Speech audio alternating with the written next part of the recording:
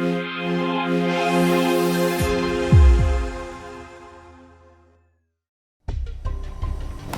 eyes up, rookie. We're flying into the real deal here.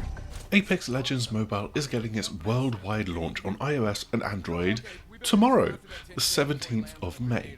But we've actually been hands-on with this mobile refit of the popular Battle Royale game for the last week or so, and have come away with plenty of big things that you need to know about the game, and then picked like 6 of them for this particular video. So let's dive in with the biggest things you need to know about Apex Legends Mobile. Die in a hot ball of flame, but for now, let's just focus on some basics. The first thing that we want to highlight will be music to hardcore shooter fans' ears. There is no crossplay between Apex Legends on PC and console and Apex Legends Mobile on iOS and Android. They internally have crossplay, but they are 2 separate games. But why is this? Well, it's because the game has been rebuilt from the ground up using Unreal Engine 4 instead of the original's basis in the Source engine. And that makes a huge amount of sense, because UE4 is already supported on mobile, and Source is not, really. The biggest downside to this is that there's no cross-progression between the 2 games, but the many upsides include being able to make plenty of mobile-exclusive gameplay changes, having new and exclusive content, new game modes, and plenty more that has been cooked up by developer Lightspeed Studios. And that includes our next addition.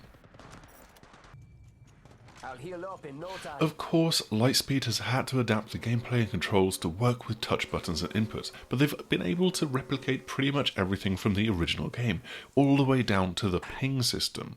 They've also made one hugely impactful change to the game through the addition of a third-person camera option. This gives players so much more awareness of their surroundings, which is obviously a pretty big thing for a Battle Royale game. But as we've seen in games like PUBG, it is an optional queue. So you've got a first-person camera queue and you've got a third-person camera queue, which has the option of switching between first and third-person views. Then there's also the addition of a directional noise ring, which will help to highlight where sounds are coming from in the environment around you.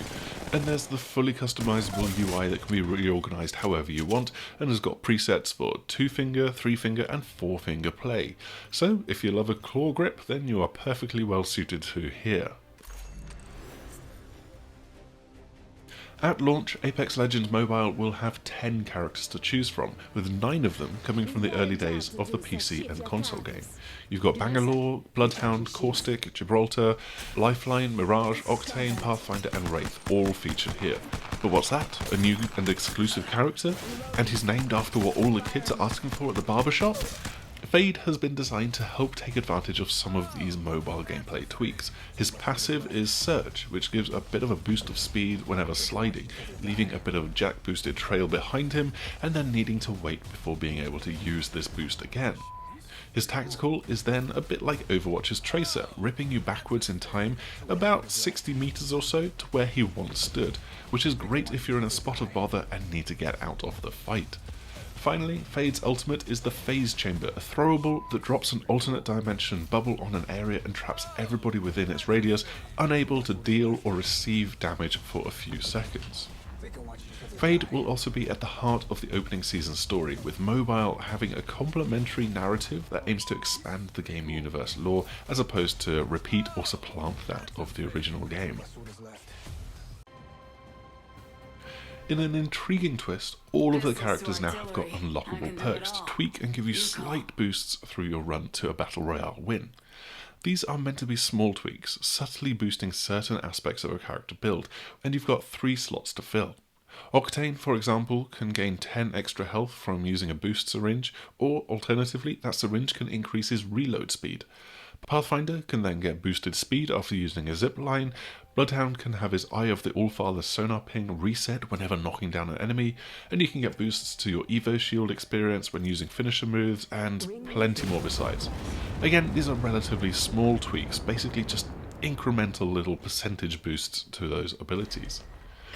However, they will not be used in ranked play just yet, but could be in future. Either way, they are an interesting new layer to the game. Apex Legends Mobile is pretty fully featured at launch with both Battle Royale and arenas in the game, though only with select maps. You got World's Edge for Battle Royale with King's Canyon set to debut at some point soon after launch, and then there's various World's Edge and King's Canyon maps for the smaller modes as well. However, in addition to arenas, you also have a classic team deathmatch, which is only on mobile to start with.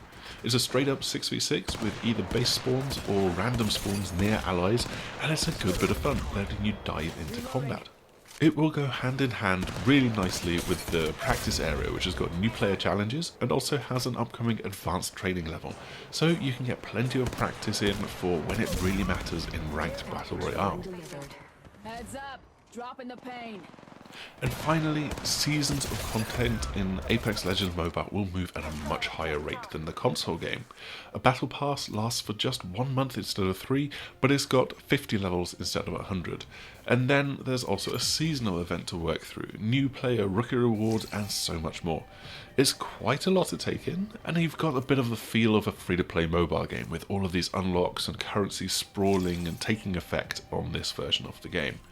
But things do progress quite quickly in my experience.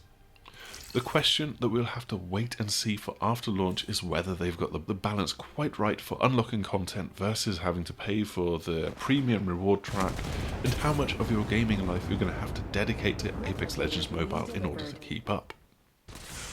That's all that we've got for this video, but all in all, I've really enjoyed playing Apex Legends Mobile. Sure, there's all of the weaknesses of having to play with touchscreen controls, but it works surprisingly well, and I've had fun, as I just said. You can head over to the6thAxis.com where we've got our written review for the game, but I thought that you would want to have more of 5 things that you need to know for this video. Before you go, if you have found this useful, make sure to like, subscribe, share, click the bell icon, all of the usual YouTube things, and hopefully we will see you again soon. Goodbye! Countdown.